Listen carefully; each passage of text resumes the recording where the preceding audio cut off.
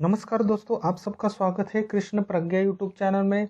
दोस्तों, क्या आप जानते हो कर्मयोग अपनाने से किस तरह फल मिलता है? बहुत ही महत्वपूर्ण श्लोक है दोस्तों। अगर ये आपको जानना है तो आपको भगवद गीता का जो दूसरा अध्याय है उसमें से जो 50 नंबर का श्लोक है वो जानना, समझना और जीवन में उतारना बहुत जरूरी है। क्या है वो श्लोक? देखते हैं। दोस्तों ध्यान देना, श्लोक कैसे पढ़ा जाता है। बुद्धि युक्तो जहातीह उभे सुकृत दुष्कृते तस्मात् योगाय युज्यस्व योगः कर्मसु कौशल्यम। बुद्धि युक्तो जहातीह उभे सुकृत दुष्कृते तस्मात् योगाय युज्यस्व योगः कर्मसु कौशल्यम। दोस्तों हमने श्लोक तो पढ़ा, लेकिन इस श्लोक को डिटेल में समझने के लिए हम संधि विच्छेद और उसका शब्दशः हिंदी अर्थ देखते हैं। हमारी श्लोक की पहली लाइन है बुद्धि युक्तो जहातीह उभे सुकृत दुष्कृते। इसका संधि विच्छेद करते हैं। बुद्धि योगे का संधि विच्छेद बुद्धि धन युक्त। जहातीह का संधि विच्छेद कैसे होगा? जहाती धन इह। उभे का संधि विच्छेद जैसे है वैसे ही आएगा। सुकृत दुष्कृते का संधि विच्छेद कैसे होगा? सुकृत दुष्कृते। ठीक है, अब हम इसका हिंदी अर्थ देखते हैं। बुद्धि युक्त का संधि विच्छेद कैसे होगा? कर्मयोगी व्यक्ति। जहातीह का हिंदी अर्थ होता है मुक्त होता है। उभे, उभे का हिंदी अर्थ होता है दोनों। सुकृत दुष्कृते का अर्थ होता है अच्छे तथा बुरे फल। सुकृत का अर्थ है अच्छा, दुष्कृते का अर्थ है बुरा। ठीक है, अब हम दूसरी लाइन देखते हैं। तस्मात् योगाय युज्यस्व योगः कर्मसु कौशल्यम। इसका संधि विच्छेद करते हैं। तस्मात् योगाय का संधि विच्छेद कैसे होगा? तस्मात् तो जो है वो हलंत आएगा। धन योगाय युज्यस्व योगः कर्मसु कौशल्यम। इसका संधि विच्छेद जैसे है वैसे ही आएगा। अब हम हिंदी अर्थ देखते हैं। तस्मात् योगाय का हिंदी अर्थ होता है अतः कर्म योग के लिए। युज्यस्व, ये बहुत बार शब्द गया है, इसका अर्थ होता है उठो। योग समस्त कर्मसु कार्य, कौशल्यम का अर्थ होता है कुशलता से पूर्ण होंगे। ठीक है दोस्तों, आज हमने दूसरे अध्याय का जो 50 नंबर का श्लोक है उस श्लोक का संधि विच्छेद और शब्दशः हिंदी अर्थ देखा। चलिए देखते हैं संस्कृत श्लोक कैसे पढ़ते हैं, श्लोक का हिंदी अर्थ भी देखते हैं और कर्म योग अपनाने से क्या फल मिलता है वो भी देखेंगे। दोस्तों यहाँ पे हम 2 बार श्लोक का उच्चारण करेंगे। कृपया आप भी मेरे साथ श्लोक का उच्चारण कीजिए। ध्यान देना श्लोक कैसे पढ़ा जाता है। बुद्धि युक्तो जहातीह उभे सुकृत दुष्कृते तस्मात् योगाय युज्यस्व योगः कर्मसु कौशल्यम। बुद्धि युक्तो जहातीह उभे सुकृत दुष्कृते तस्मात् योगाय युज्यस्व योगः कर्मसु कौशल्यम। चलिए देखते हैं अब भगवान श्री कृष्ण अर्जुन को क्या बोलते हैं इस श्लोक के माध्यम से।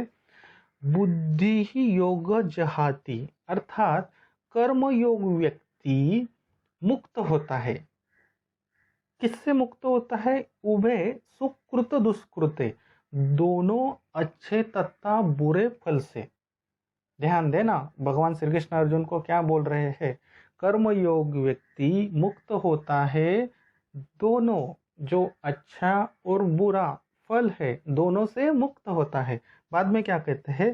तस्मात् योगाय युज्यस्व, अतः कर्म योग के लिए उठो। योगः कर्मसु कौशल्यम, ये तो बहुत महत्वपूर्ण है दोस्तों कि क्या बोलते हैं? समस्त कार्य कुशलता से पूर्ण होंगे। थोड़ा हम यहाँ पे थोड़ा सा डिटेल में देखेंगे। कर्मयोगी जो व्यक्ति होता है वो मुक्त होता है। किससे मुक्त होता है? जो अच्छे और बुरे फल होते हैं उससे मुक्त होता है। और अतः कर्म योग के लिए उठो, ये समझकर तुम कर्म योग के लिए उठो। यहाँ पे निद्रा से नहीं उठना है, यहाँ पे आत्मा से उठना है। ठीक है, यहाँ पे कोई सोया हुआ नहीं है, आप भी नहीं सोए हुए, अर्जुन भी नहीं सोया हुआ।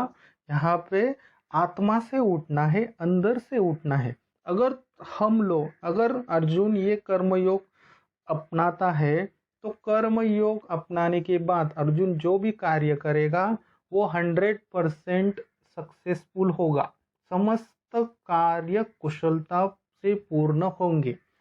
इसलिए यहाँ पे भगवान बोलते हैं योग कर्मसु कौशल्यम। ठीक है दोस्तों, यही है अर्थ इस श्लोक का। कुछ प्रश्न है तो कमेंट्स बॉक्स में कमेंट्स जरूर करना। चलिए देखते हैं श्लोक कैसे याद रखें विथ विजुअलाइजेशन, और ये श्लोक हम जीवन में कैसे उतार सकते हैं ये भी देखेंगे आज से विजुअलाइजेशन में। विजुअलाइजेशन करते समय 5 ज्ञानेंद्रियों का यूज करना है जो हमारा नियम है, और मन की आंखों से देखना है, कानों से सुनना है, और श्लोक जीवन में जरूर उतारना है, ये हमारे नियम है। अब लोग आंखें बंद कीजिए। भगवान श्री कृष्ण आपको बोलते हैं हे सागर, हे सागर, अगर तुम कर्म योग अपनाकर कार्य करते हो, कर्म करते हो, तो कर्म करने से तुम्हें एक तो अच्छा फल मिलेगा या बुरा फल मिलेगा, तो उस अच्छे और बुरे फल से मुक्त हो जाओगे, यानी कि वो तुम्हें बांधेगा नहीं। नॉर्मली जो हम कर्म करते हैं उसका जो फल मिलता है वो हमें बांधता है, तो अगर हम बुरा कर्म करते हैं तो उसका मुबदला हमें नरक में चुकाना पड़ता है, अगर हम अच्छा कर्म करते हैं उसका भी मुबदला हमें स्वर्ग में चुकाना पड़ता है। और जब भी ये कर्म का जो फल खत्म होते हैं, मान लीजिए कि आपके जो बुरे कर्म के फल है वो कहाँ पे खत्म होंगे, नरक में जो आपको शिक्षाएं मिलेगी उससे आपके वो खत्म हो जाएंगे, फिर आप कहाँ पे जाओगे, पृथ्वी पे मानव अवतार में जन्म लोगे। अगर आपके अच्छे कर्म है तो आप स्वर्ग में जाओगे, उसको उस कर्म के फल को भोगोगे, वहाँ पे ऐश्वर्य थाट पाट जो है वो सब मिलेगा। और जब भी वो वहाँ के कर्म फल आपके खत्म होंगे तो फिर कहाँ पे जाओगे आप, पृथ्वी पे आओगे मानव अवतार में। देखिए स्वर्ग हो या नरक हो, जब भी आपके कर्म फल खत्म होते हैं तो आना तो आपको कहाँ पे है, पृथ्वी पे वापस मानव अवतार में।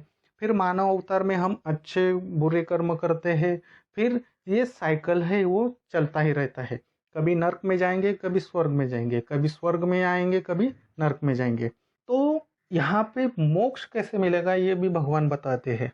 देखिए ध्यान देना, कर्मयोग के रास्ते पर अगर तुम चलोगे, जो भी तुम कर्म करोगे, बाय चांस आप बुरे भी कर्म करते हो तो भी आपको उसका फल नहीं मिलेगा, और अच्छा काम करोगे तो भी फल नहीं मिलेगा।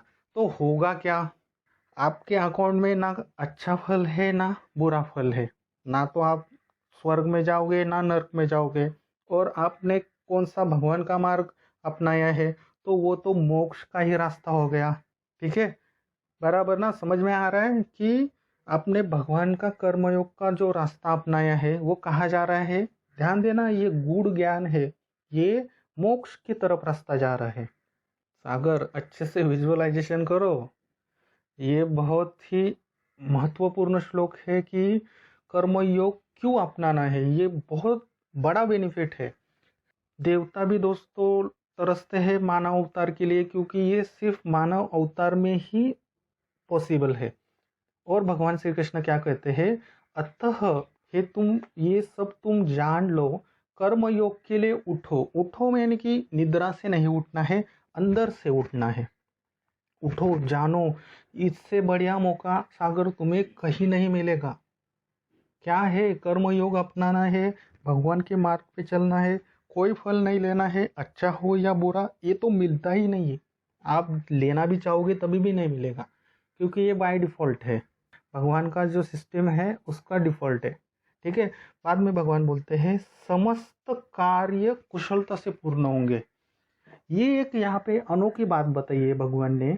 एक तो फल तो आपको मिलेगा नहीं, लेकिन जो भी कर्म योग के मार्ग पर आप कर्म करोगे वो 100% आपका सक्सेसफुल होगा, यानी गारंटी, स्टैम्प पेपर पर लिख के आपका काम पूरा होगा ही होगा। क्यों होगा, क्योंकि कर्मयोगी जो होता है उसकी कोई आसक्ति नहीं होती।